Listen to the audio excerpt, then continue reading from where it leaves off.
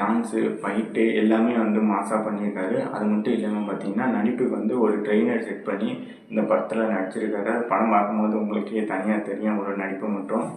அது மட்டும் இல்லாமல் ஏஆர் முருகதாஸ் அவர்கள் பார்த்தீங்கன்னா, ஃபர்ஸ்ட் ஹாஃப் வந்து கொஞ்சம் கிரிஞ்சாக இருக்க மாதிரி தான் இருக்கும். பட் ஸ்க்ரீன் ப்ளே நல்லாயிருக்கு. செகண்ட் ஹாஃப்லேருந்து அப்படியே சிவகார்த்திகேயன் சட்டிலாக நடிச்சிருவார். அப்படியே அவரோட ஸ்க்ரீன் ப்ளே வந்து ஏறும், பீக்கில் போய் நிற்கும்.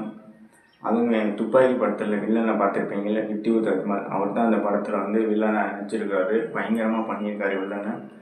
ஹீரோயின் யாருன்னு பார்த்தீங்கன்னா, விஜய் சேதுபதி படத்தில் ஏஸ் படத்தில் இன்ட்ரோ அறிமுகமாயிருப்பாங்க. ருக்மணி வசந்த். அவங்க தான் இந்த படத்துலேயும் ஹீரோயினாக நடிச்சிருக்கிறாங்க. மேலும் இந்த படத்துக்கு வந்து நம்ம ராக் ஸ்டார் அனிருத் அவர்கள் தான் மியூசிக் பண்ணியிருக்காரு. படத்தில் பார்த்தீங்கன்னா love songs, love failure songs இதெல்லாம் வந்து மிரட்டி விட்டுருப்பாரு. அதுவும் இல்லாமல் பிஜிஎம்மு சிவகார்த்திகேயன் அவருக்கு இன்ட்ரோ ஒன்று இருக்கும்.